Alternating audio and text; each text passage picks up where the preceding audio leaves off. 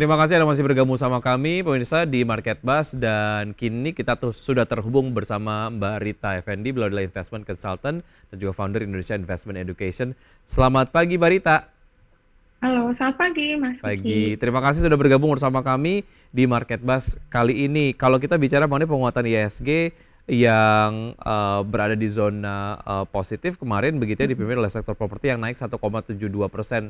Analisis Ya. Anda mengenai pergerakan sektor properti ini seperti apa, dan kalau kita lihat apa saja yang kemudian mempengaruhi pergerakan dari sektor properti kemarin?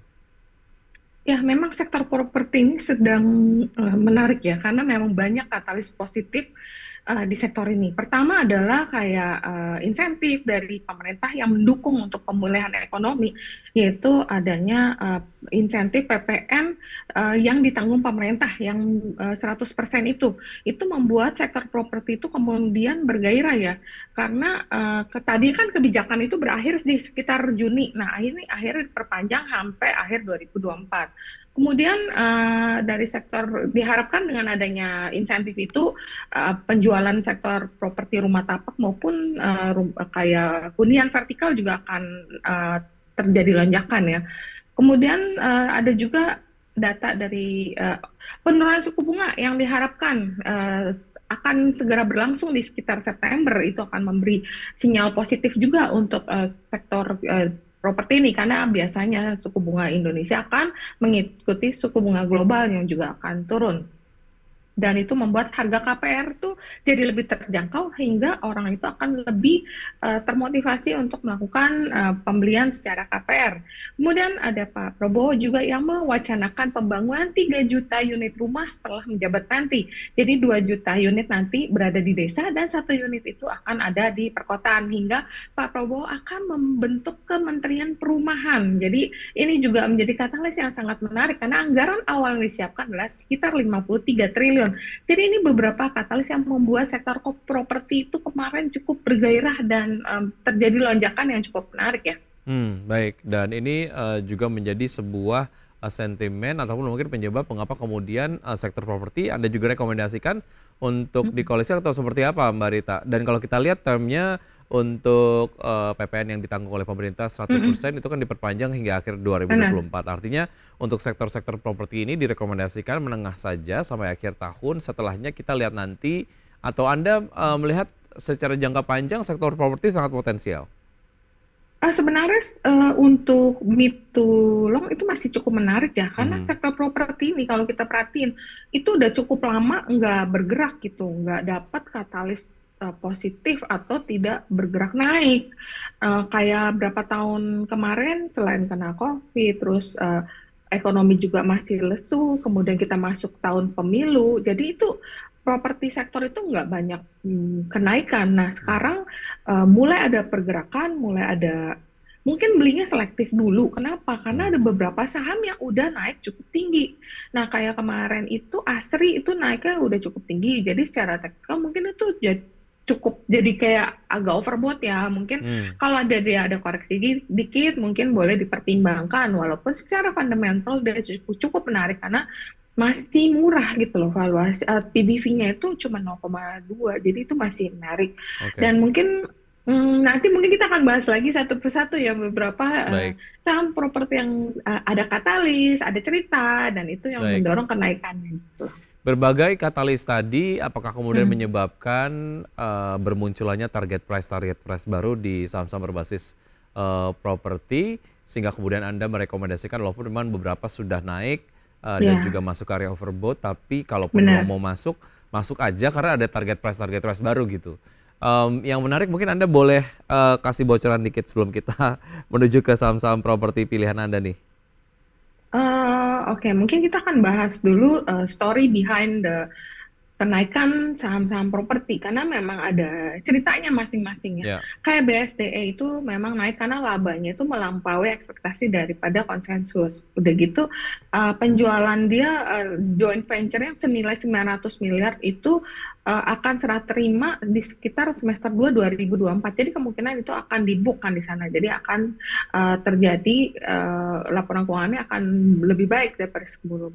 Dan udah gitu emitennya juga keep on buy mulai gitu. Kalau ada mungkin biasanya sekarang tuh dia kalau ada koreksi dia baru masuk. Jadi dari emiten juga terus melakukan pembelian. Kemudian untuk Summarecon sendiri adalah katalisnya adalah rencana IPO dari anak usaha sendiri. Dan CTRA juga ini sangat menarik karena CTRA Hmm. itu diprediksi kinerjanya akan semakin cemerlang karena CTRA baru meluncurkan rumah sakit terbaru di Surabaya. Dan ini menjadi rumah sakit Ciputra terbesar kedua dengan kapasitas 200 tempat tidur. Jadi rumah sakit Ciputra ini dibangun sekitar 520 miliar ya.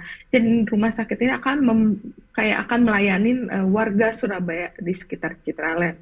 Dan ini juga akan menjadi katalis buat Ciputra karena selain dia punya penjualan properti, berarti dia juga akan mendapat sentimen atau mendapat kontribusi dari rumah sakitnya ini yang nanti akan menjadi recurring income. Kemudian Hmm. ada Asri. Asri itu dia baru launch Alam Sutra 2 dan luasnya adalah 400 hektar di seberang IKEA. Harganya itu cuma 900 juta dibanding Geraha Bintaro yang sebenarnya lokasinya nggak tahu jauh ya. Tapi ini harganya cukup diskon gitu loh. Nah, Hmm. dan PBV sendiri tadi kan kita udah bilang masih murah ya, karena memang Asri kemarin tuh banyak kena utangnya US dollar lagi tinggi. Nah, itu Hmm. membuat harga ASRI itu lumayan turun Tertekan. dalam lah ya. Hmm. Hmm. Oke. Dan ASRI sendiri sudah habis refinance utang ke US dollar ya ke BCA. Jadi untuk sementara utang US dollar ASRI udah nol. Dan ada Oke. lagi nih satu yang Baik. APLN juga penjualan marketing salesnya juga naik, kemudian juga ada pembangunan properti lain seperti Bukit Podomoro Jakarta, Podomoro Hmm. Golf, dan Podomoro Bandung, dan ada yang Kerawang. Dan ada satu juga nih, Mas, yang kita nggak boleh eh, lolos nih, yaitu Ya. Kepik nih. Kepik sendiri kenaikannya cukup signifikan karena memang dilakukan pembelian kembali juga ya oleh induknya. Jadi Kepik ini juga cukup menarik gitu loh. Hmm. Dan Oke. dan laporannya juga bagus. Jadi dari sudut pandang insentif untuk industri Mm-mm. properti juga ini sedang menarik dan dilihat dari Benar, fundamental perusahaan tiap-tiap ya, apa namanya perusahaan ataupun emiten iya, ini juga menarik begitu ya. iya, Apakah ada saham-saham yang ceritanya. Anda tadi sebutkan itu menarik secara Mm-mm. fundamental dan juga teknikal atau fundamental aja? Artinya ini Secara hanya direkomendasikan teknikal, jangka panjang aja, jangka pendek kayaknya nanti dulu gitu karena ya. fundamentalnya lagi menarik nih gitu. Mungkin gini, ada beberapa saham yang udah rally duluan ya, tapi ada juga yang memang belum terlalu bergerak naik. Mhm. Seperti APLN itu kemarin baru rebound dari MA 200 hari dan dia akan break resist 126. Jadi di level karena break di level 126 itu, maka APLN itu berpotensi rally menuju 141 hingga 144. Tapi untuk yang ternyata kalau misalnya terkoreksi, 119 akan menjadi titik kita melakukan stop loss. Hmm. Dan ada BES. BES ini adalah sister company daripada Asri. Asrinya tuh udah rally jauh, dari 100 sekian udah jadi 240. Kemarin closing berapa? 200, di atas 200 saya. Nah, BES sendiri itu baru break resisten kuat jangka menengah 130 dengan volumenya relatif besar kemarin. Jadi ini mungkin bisa menjadi perhatian kalau dia bisa bertahan dan ketika misalnya koreksi terus dia bertahan di 130, maka base itu berpotensi kembali rally dengan target rounding bottom karena dia memang teknikal itu sangat menarik di 171. Tapi kalau dia membentuk cup and handle itu bisa lebih jauh di 198. Tapi Hmm. jaga risk kita stop loss 128 itu untuk saham properti yang mungkin masih menarik ya untuk atau belum belum terlalu jauh rally-nya. Baik, kalau kita lihat saham-saham yang kemudian Anda rekomendasikan tadi di Hmm. berbasis properti, pergerakannya akan potensial tapi secara harga masih murah. Mungkin Anda boleh sarikan lagi Mbak Rita. Mm-mm. Dari sektor properti Ya, tadi. betul, betul. Ya, untuk sektor properti, karena beberapa saham seperti ASRI, CTRA itu udah mulai gerak ya dari Hmm. sebelumnya. Mungkin boleh diperhatikan kayak APLN yang tadi aku bilang, karena dia baru break resisten, dan ASRI untuk BES, karena dia mungkin bisa mengikuti pergerakan induknya, bukan induknya, sister company ASRI. Jadi biasa kan gini, satu grup nih, yang satu naik, yang satu terdampak. Nah, itu dua itu boleh dipantau untuk Mhm. trading jangka pendek maupun jangka menengah. Di mana APLN sendiri kan baru restructuring utang juga. Jadi ini beberapa katalis yang sangat menarik Baik. dari dua saham properti ini, walaupun Ya, nanti kita akan membahas saham lain ya, karena kemarin saham oke. CPO juga rally-nya lumayan. Oke, baik itu tadi ya saham berbasis properti yang secara harga masih menarik tapi potensial upside-nya menarik begitu ya. Selain properti ada jajaran top Iya. gainers di LQ45 dan ini salah satunya adalah dari sektor retail Mm-mm. seperti E-Hardware, kemudian juga INDF dan Mm-mm. juga komunikasi ada Excel ya. Kita ke Mm-mm. E-Hardware terlebih dahulu yang katanya mau rebranding, Benar, disampaikan benar. katanya brand E-Hardware-nya sendiri mau selesai di Indonesia tapi kemudian Yes. tokonya sendiri nggak bakal tutup gitu, hanya ada Nggak. satu nama baru begitu. Nah, sejauh Iya. mana ini kemudian juga apakah menjadi sebuah sentimen yang mungkin mewarnai pergerakan dari S1R sendiri, Mbak Rita? Di luar dugaan ternyata kemarin itu mendadak S1 itu bergerak naik dan hingga membuat secara teknikal itu sangat menarik. Hmm, Memang S1 itu akan berganti nama menjadi PT Aspirasi Hidup Indonesia atau AHI ya. Hal itu udah diputuskan di RUPS LB tanggal 7 Juni kemarin. Jadi kelihatan S ini lagi mempersiapkan untuk rebranding dengan hmm, identitas baru. Mungkin itu dia perlu menarik perhatian publik juga nih. Oh ternyata karena memang awalnya orang akan berpikir, wah S itu udah 26 tahun apa 29 tahun di Indonesia hmm, untuk S hardware sendiri. Dengan perubahan nama yang cukup berubah ya menjadi sangat Indonesia itu mungkin orang perlu waktu untuk beradaptasi. Kalau hmm, kita ke toko biasa ngeliat S hardware, sekarang kita ngeliatnya AHI gitu loh. hmm, Kan perlu waktu kan. Jadi tapi mungkin dengan kenaikan sahamnya itu juga akan membuat oh ternyata nggak terlalu khawatir karena memang semuanya nggak ada yang berubah. Hanya branding atau image-nya malah S1 itu bisa melakukan penghematan karena dia nggak usah bayar lagi license ya. biaya untuk license-nya. Nah itu Hmm, mungkin menjadi katalis untuk kedepannya yang sangat positif dengan penghematan biaya license yang bisa dipotong nantinya ya. oke. Melihat pergerakannya yang naik untuk S1R masih menarik untuk bisa masuk ke S1R? S1 kelihatan masih menarik, tapi Hmm, jujur kemarin aku lagi keluar, jadi sempat miss rally-nya. Tapi kalau lihat ini kemarin naik dengan volume yang cukup tinggi, volumenya besar, kenaikan harga juga tinggi hingga membentuk rounding bottom. Jadi ini dan dia langsung menyentuh beberapa garis MA nih. Jadi sebenarnya ini cukup menarik. Cuman kalau aku mungkin hari ini aku pantau dulu karena seringkali saham-saham ini kalau udah naik kencang dia kadang ada pullback. Pullback itu hmm, pullback sehat, apalagi ini hari Jumat. Tapi kalau udah pullback dikit, aku rasa ini boleh manfaatkan untuk masuk yang S hardware.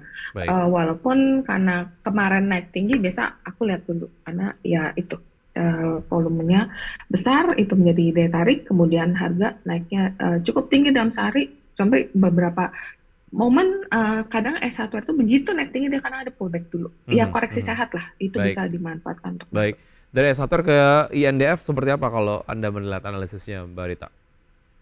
INDF sebenarnya udah cukup panjang ya Mhm, rally-nya ya. Jadi mungkin kemarin itu banyak sekali yang rekomen juga untuk Indofood ya. Indofood sendiri sebenarnya menjadi salah satu emiten yang di sektor konsumsi, yaitu menjadi emiten yang defensif, terutama dengan market yang gonjang-ganjing. Mungkin beberapa fund itu lebih nyaman untuk invest di sektor ini. Indofood tetap menarik karena inflasinya masih terjaga, daya beli masyarakat juga diharapkan tetap stabil, dan yang menarik Indofood itu dalamnya sebagai holding ada LSIP, dan LSIP itu kemarin ada terjadi lonjakan yang cukup tinggi hingga hmm, membuat LSIP secara teknikal juga cukup menarik. Memang ada story dari saham CPO ya, kayaknya levinya itu mau dipertimbangkan untuk dikurangin dan ada potensi untuk masuk ke B40 untuk hmm.